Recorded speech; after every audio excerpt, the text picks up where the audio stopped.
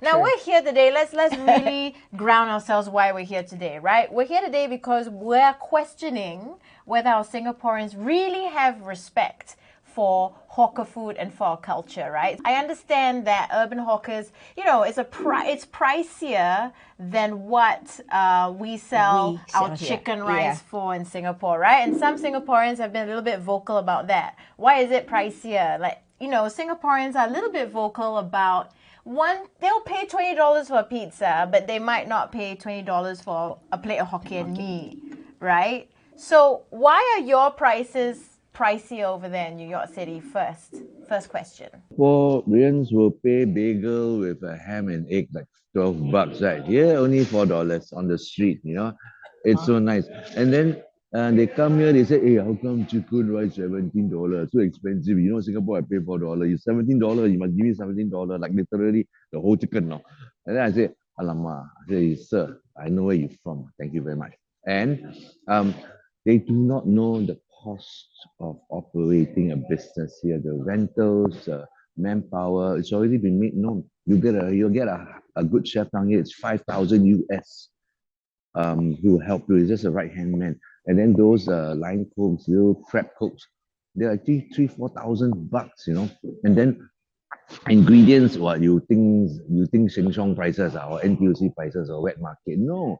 So if you add up all that plus taxes plus all that, $70 is fair. I have been asking, I've been checking, I've been concerned, I've been asking all the media, I was asking the people from here, how's the prices of our food here, ranging from $14 to $19. They say for Midtown Manhattan, it is very, very fair. Nobody complain about the price. Only you know who complain, right? Mm. Who lah? Yeah. Singaporean. So you know lah. They go, these people who complain through their, dairy, like I say, lah, hey, stay in Singapore, lah. Don't come. Don't Yeah. go Bangkok. Bangkok also, but just stay there. Throw away your passport. Just eat forever in Singapore. Don't come here. Don't come here. But let's bring this conversation to Singapore, right? So, okay, I understand why it needs to cost more there, and it's nice to know that the New Yorkers are all right with it being pricier. For them, it's like, okay, it needs to be this price. But in Singapore, even with rising food costs, right, Belinda, during Correct. COVID, Yes. so during COVID, did food prices go up No, in you see, Singapore? prices in Singapore during COVID has gone up. Yeah. It have gone up because, well, as you know, getting the people to work for you, you may not be getting them because of COVID. And plus also the supplies that they're getting, they may not be able to get supplies. So that's why, food prices went up during COVID. Yeah. But I think many Singaporeans do not mind paying the high price because they're very, understanding about it. Like if I were to go and buy my char kway teow during COVID at $4, I wouldn't mind it. Although at one time I only pay like $2.50 for my packet of char kway teow. Because I can understand, the hawkers. When it comes to cheap char kway teow, everybody is nice. Oh, the thing is that 250 char kway teow was once upon a time. Even if you go further back, it was like 50 cents, and you bring your own egg, right? But the thing is this: I'll say it over and over till I'm blue in the face. Singapore food prices, especially our heritage hawker food, don't call it street food. It's heritage hawker food. Is way, way below. It's way, way cheap. I wouldn't even say it's affordable. It's downright cheap for a developed country like Singapore, where the hawker pays for a fresh Sakura chicken in his chicken rice stall, the same price as Gordon Ramsay would pay for chicken in his bread restaurant at MBS. Nobody gives them discounts. That's because they are hawkers. And Yeah. then they make money by making very, very low margins. This has been recorded by NEA once upon a time. They said hawkers' profit margins are only 10 to 12% if you're lucky. Normally it should be 25 to 30%. So hawkers make money by bulk, by quantity. When they do that, you know how many hours they got to put in Hard just work. to make that 12% work for them and their family? And people are still bitching. Oh, well, you're going to increase. And then whenever they increase 10 cents or 5 cents or 5% or whatever, it makes headline news in all those nonsensical online news portals. What? What? What fair botache? You all don't know botache. You all don't understand the economics of life.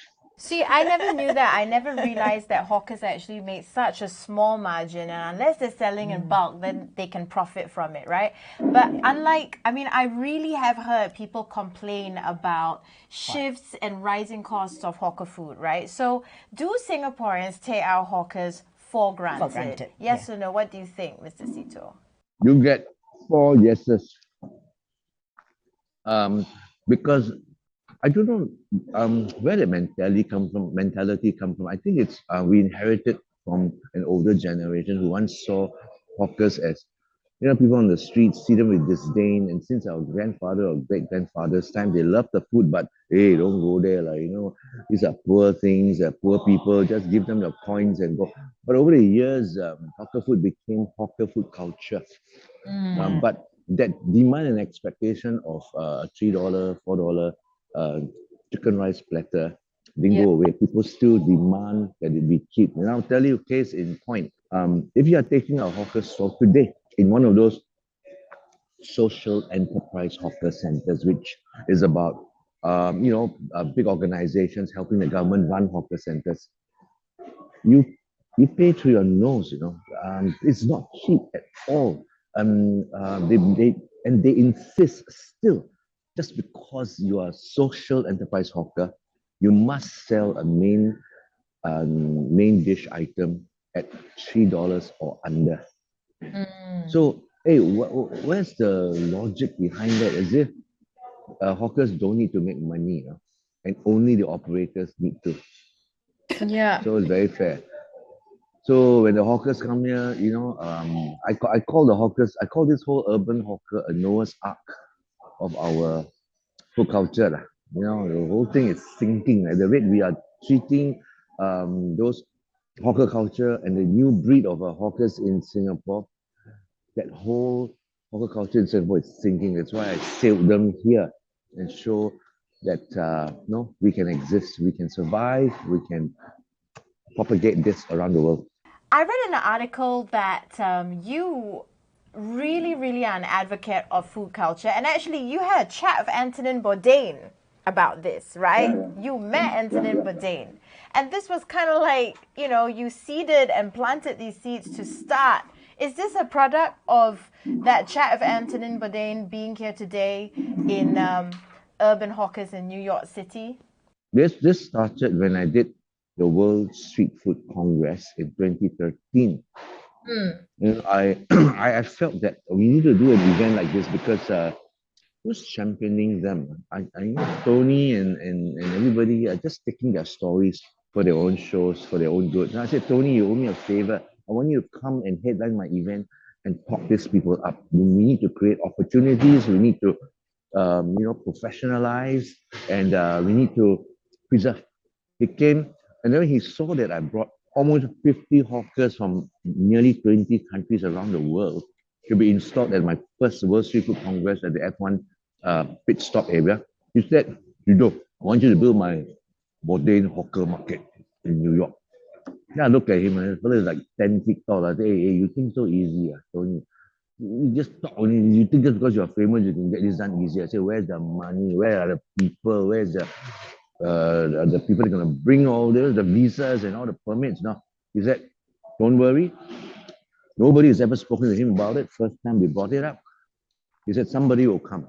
And true enough, 1 year later, one investor went to him and said, Tony, I want to build a Tony Hawker market, World Tony Hawker market. And then Tony called me up and said, see, Seetoh, I told you, they are coming.